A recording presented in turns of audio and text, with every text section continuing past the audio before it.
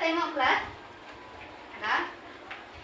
Jadi seperti minggu lepas kita dapat dia lebih sesuai untuk kita bina rangka karangan. Jadi untuk peta pokok pula kita akan guna untuk kategorikan jenis pendahuluan. Jadi untuk terlebih dahulu cikgu nak beritahu kamu mengenai objektif. Untuk objektif kita hari ini, yang pertama kita akan mengenal pasti kurang-kurangnya 5 jenis keterangan pendahuluan karangan.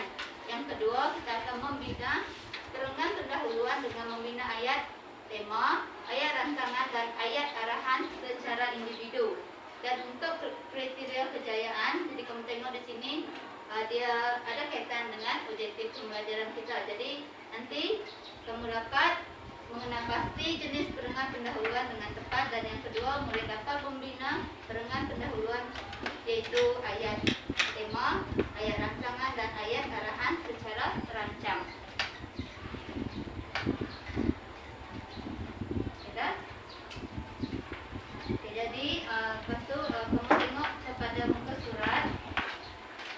Kita tengok muka surat 28.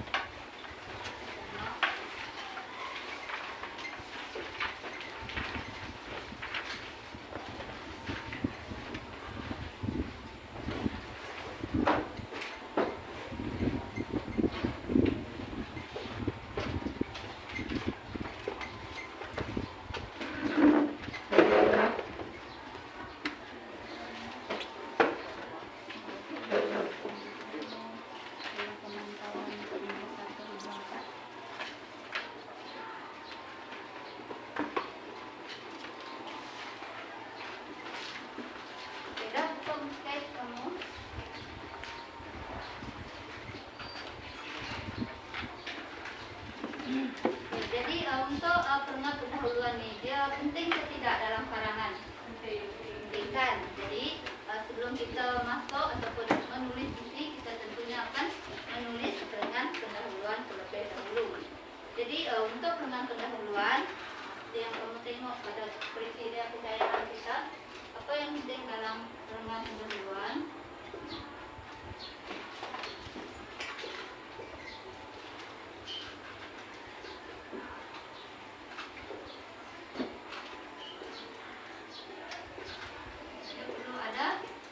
Ayat tema.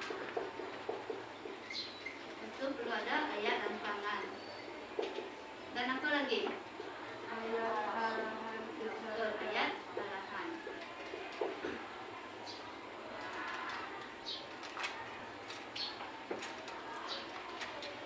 Ibu edarkan ini kertas ini untuk kamu.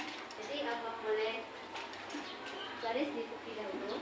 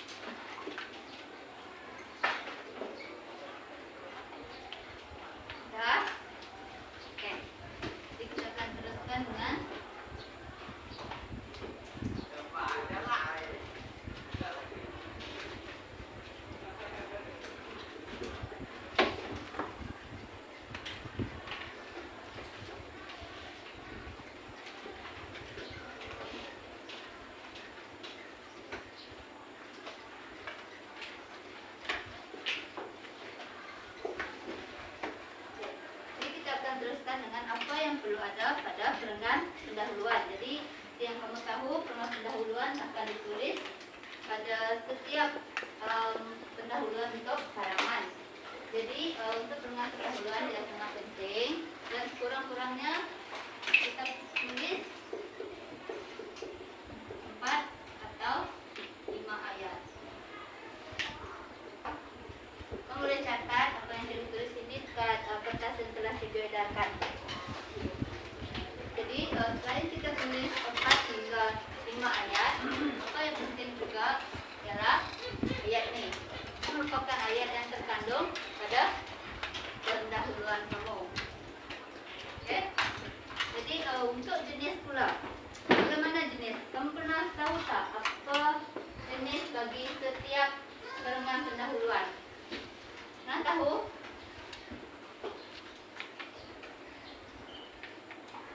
Nah, jadi untuk pendahuluan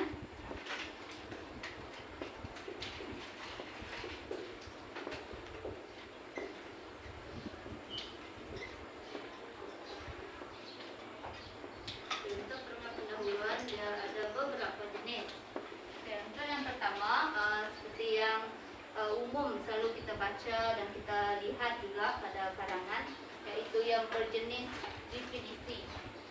Jenis definisi. Oke. Yang kedua, yang selalu juga kamu lihat, yaitu jenis berita.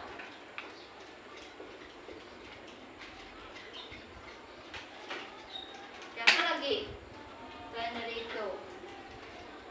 Kalian tahu? Kalau tokoh, ya kah? Selalu kah? Selalu tokoh. Selalu. Oke, tokoh juga boleh diberikan. Jenis pendapat tokoh.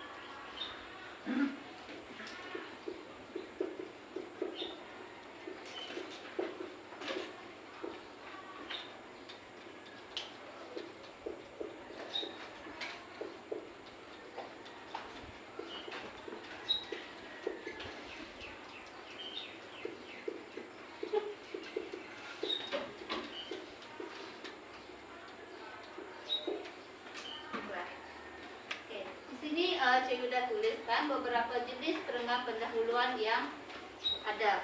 Jadi untuk hari ini kita akan fokuskan kepada 5 sahaja. Jadi kita lihat terlebih dahulu beberapa jenis tersebut. Oke, yang pertama kita ada jenis definisi. Untuk definisi, selalunya apa yang kita tulis adalah makna. Makna sesuatu tema pada karangan tersebut.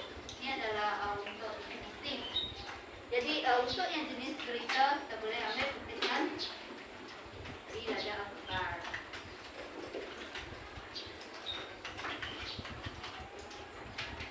Bagi pendapat tokoh pula, akan boleh ambil tokoh sejarawan ataupun tokoh bangsa. Mana-mana tokoh yang kita boleh petik pendapat beliau secara umum ataupun pendapat yang berkaitan dengan tajuk karangan yang kita tulis. Untuk jenis fakta pula, fakta ni yang hampir sama dengan definisi, cuma fakta dia lebih ayat dia lebih ayat yang formal.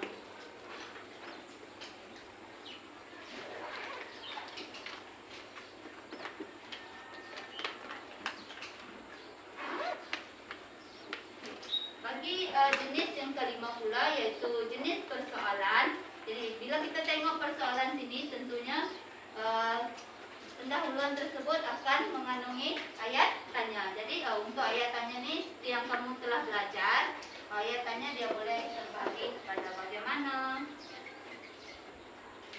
mengapa. Itu adalah untuk persoalan. Jadi ini boleh dan yang lainlah, di mana, bila. Okay, itu adalah untuk yang jenis persoalan. Okay, kelas, takkan difaham? Faham? Jadi kita teruskan dengan jenis yang keenam. Jadi jenis yang keenam, peribahasa. Jadi bila kita tengok peribahasa di sini, yang kita telah belajar hari itu, kita telah belajar berkaitan dengan apa? Perbandingan semacam, kan? Jadi yang peribahasa ni dia boleh mengandungi perbandingan semacam.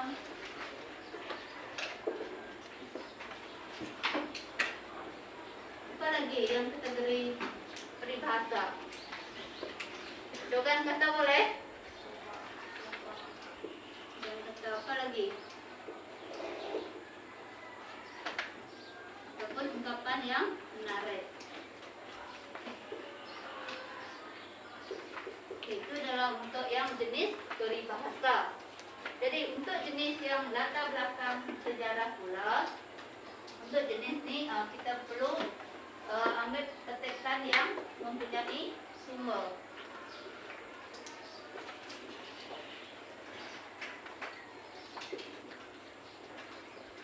Apabila dia ada sumber, pastikan sumber itu adalah sumber yang sahih dan boleh dipercayai.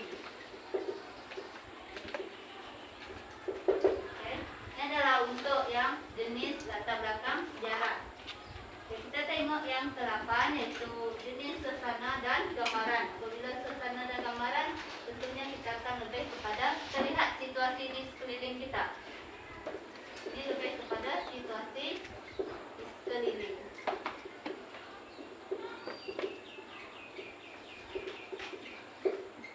Itu adalah untuk yang jenis suasana ataupun gambaran. Untuk yang jenis puisi, sajak, lagu atau pantun ni, ini seperti biasa kamu boleh petik. Contohnya kalau pantun, kamu petik satu rangka pantun, tulis pada pendahuluan karangan tersebut, lepas tu baru kamu masukkan ayat rancangan, ayat tema dan juga ayat karangan tersebut.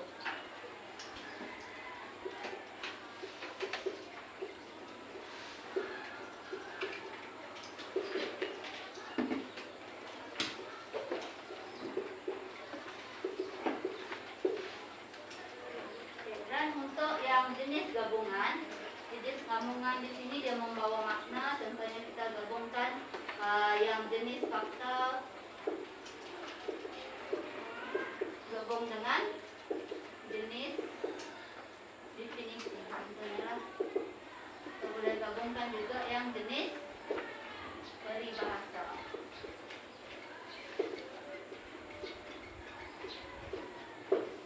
Adalah untuk yang jenis gabungan. Oke, jadi kelas, akan ini jelas? Jelas? Semua dah salin?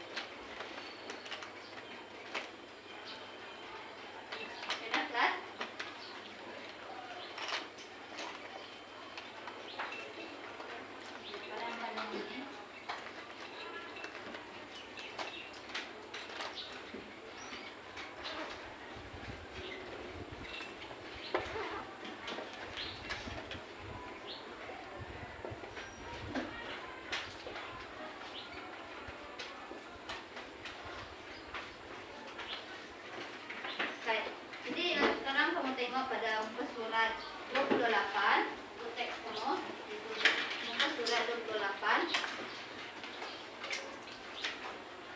Kita tengok di situ iaitu Malaysia Milih Bersama. Jadi kita baca pada perkasa ilmu. Perkasa ilmu di situ dia nyatakan ayat tema, ayat rangsangan dan ayat arahan. Jadi ketiga-tiga ayat tersebut adalah yang berkaitan dengan perengan pendahuluan. Jadi untuk ayat tema, kita baca di situ iaitu contoh yang diberikan.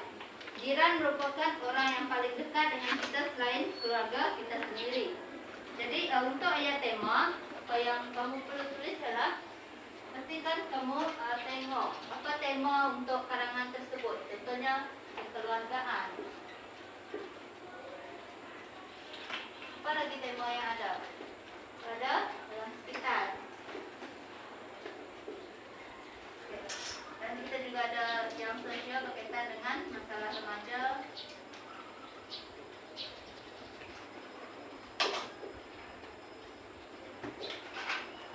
Ini adalah untuk tema.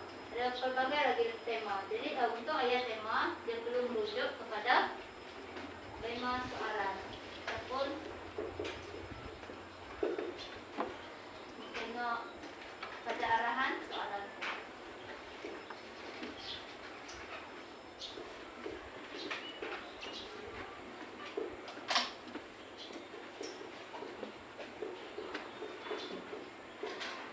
Baiklah. Untuk ayat rangsangan. Ayat rangsangan, kita tengok lagi di buku teks. Contoh yang diberikan adalah jiran penting kepada kita kerana mereka lah tempat paling mudah untuk kita mengadu nasib sekiranya dalam kesusahan. Jadi di situ ayat rangsangan dia merujuk kepada orang lain. Jadi contohnya kamu bagi contoh situasi.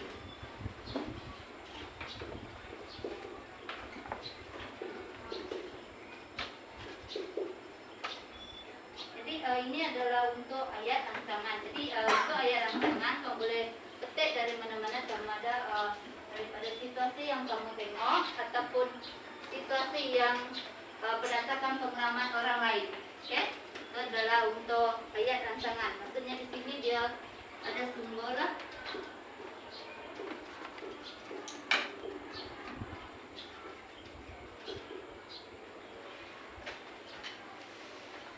Itu adalah untuk ayat rangsangan. Jadi untuk ayat arahan. Jadi contoh di situ terdapat banyak cara yang boleh dilakukan bagi mengekalkan keharmonian dalam hidup berjiran.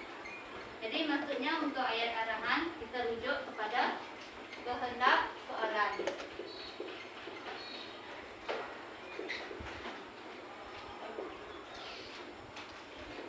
Jadi untuk kehendak soalan di situ, yang contoh ni dia nak cara yang boleh dilakukan bagi mengekalkan keharmonian dalam hidup berjiran. Maksudnya cara dia untuk minta langkah.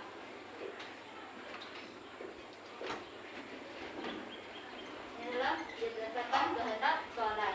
Jadi kamu perlu baca soalan dengan teliti dan berikan jawapan sekurang-kurangnya isi dalam 5 isi lah.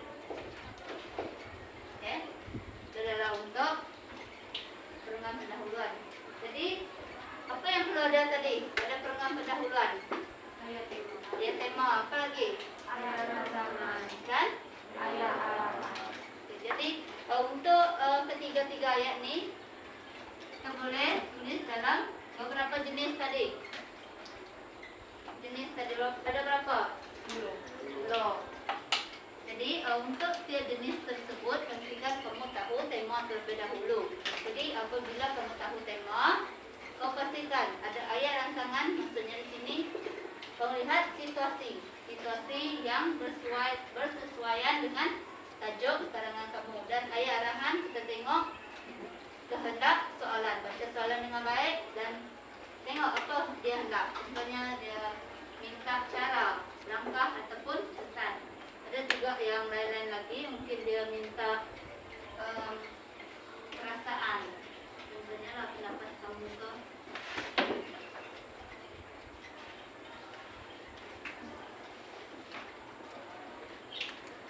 Sudah? Jadi seterusnya saya guna beri beberapa contoh untuk perenggan pendahuluan. Jadi apa yang kamu perlu buat ialah kamu kenal pasti jenis perenggan pendahuluan tersebut. Boleh? Boleh? Yang lidah kan?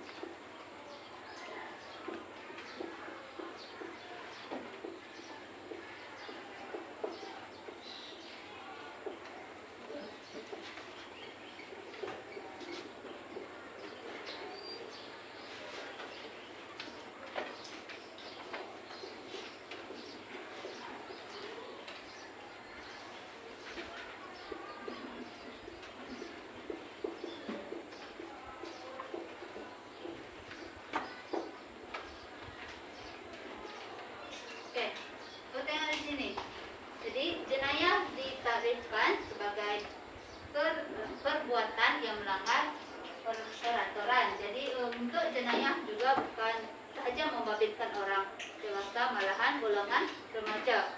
Menurut kajian polis, jumlah kes jenayah telah bertambah daripada 40.021 kes pada tahun 1997 kepada 43.210 kes pada tahun 1998. Jadi untuk jenis kalangan ini apa dia? Kalau kamu tengok sini, apa yang sesuai? Berdasarkan 10 jenis tadi, apa yang sesuai?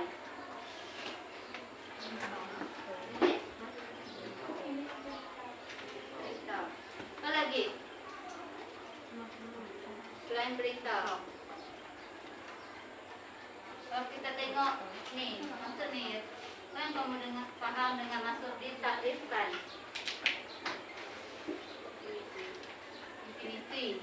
Okay. Baik. Jadi untuk ini, contoh ni, dia lebih kepada jenis definisi.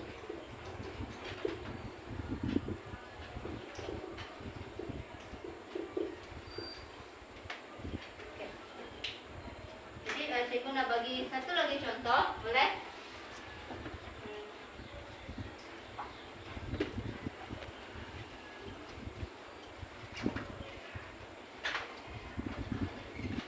tengok satu lagi contoh.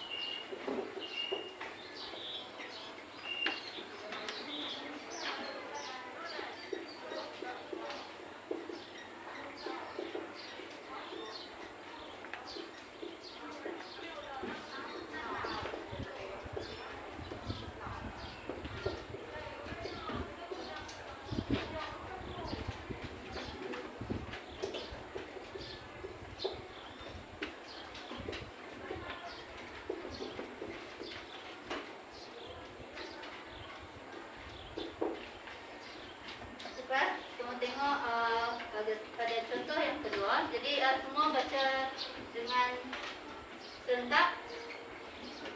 Kalau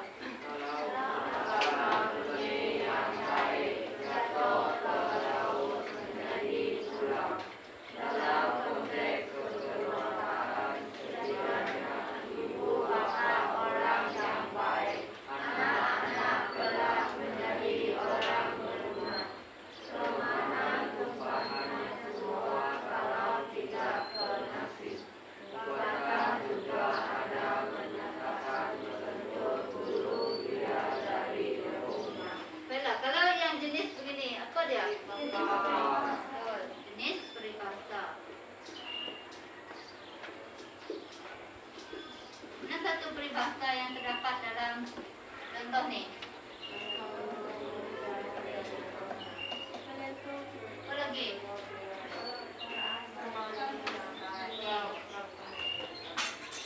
Okay, apa lagi? Satu lagi. Okay, jadi ini merupakan contoh bagi jenis pendahuluan, yaitu jenis peribahasa.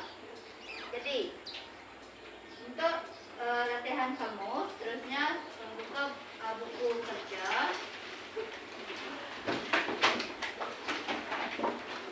Buka muka surat sebelum. Jadi di situ kita tengok instruksi dia. Syamil telah mengunjungi bazar makanan bersama-sama rakannya Elvin dan Daniel. Pelbagai makanan yang dijual di bazar tersebut telah mendatangkan ilham kepada Syamil untuk menghasilkan esei perpaduan yang dimuatkan dalam majalah sekolah. Tajuk esei tersebut ialah Juadah Tradisi Pengukuh Perpaduan. Jadi, apa yang kamu perlu lakukan di sini ialah kamu tulis dengan pendahuluan berdasarkan tajuk esei tersebut. Untuk pendahuluan yang pertama tu, contoh telah diberikan dan apa yang kamu perlu buat ialah sambung semula ataupun tambahkan lagi isi pada pendahuluan yang pertama. Untuk pendahuluan yang kedua pula, kamu boleh pilih mana-mana jenis pendahuluan yang telah kamu belajar tadi. Oke, boleh? Kita tadi ada 10 jenis, jadi kamu boleh pilih mana-mana jenis yang sesuai dengan tajuk esai tersebut. Cikgu bagi masa 10 minit, boleh? Boleh.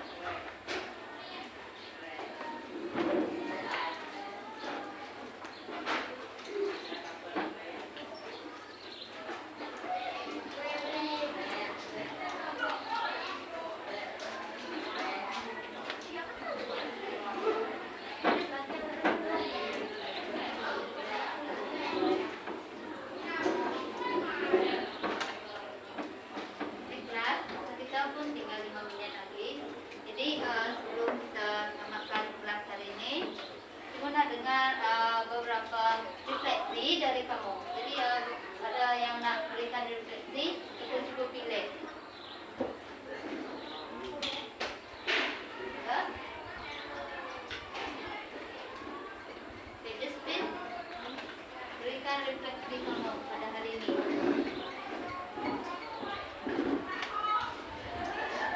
Apa yang kamu belajar pada hari ini? Jenis-jenis kerenan pendahuluan. Ada berapa jenis? 10. Jadi ada lagi yang nak fungsikan? Menurut fungsikan refleksi kamu. Adakah kamu paham? Nah.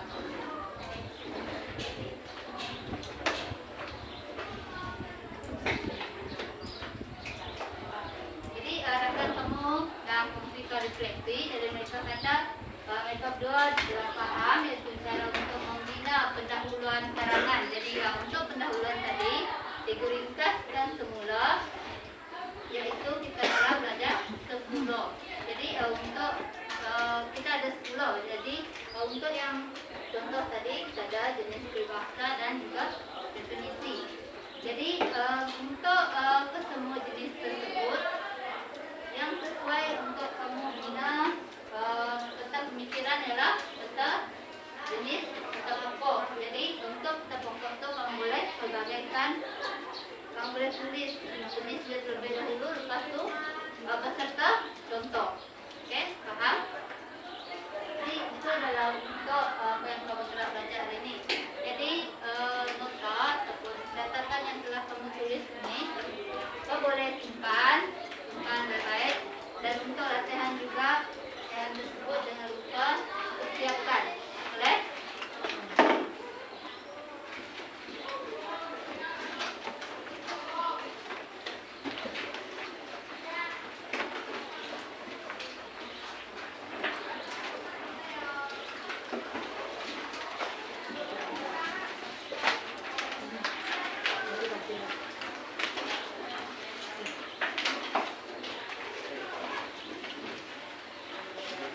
Jadi setakat ni semua jelas? Kelas ada soalan?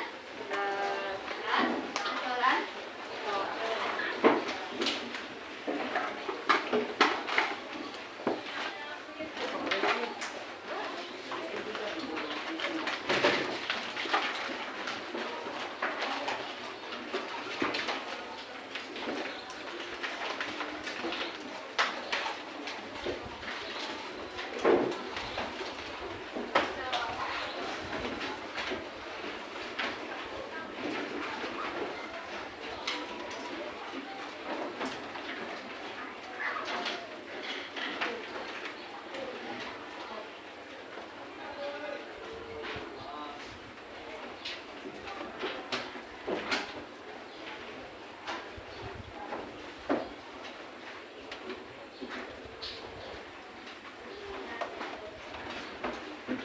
Jadi semua pun tak ada soalan dan semua dah jelas. Jadi untuk esok kita akan ada kelas pukul 7.30 kan. Jadi untuk esok kita akan belajar Komsas lah. Jadi boleh bawa novel kamu, novel Komsas dan juga buku untuk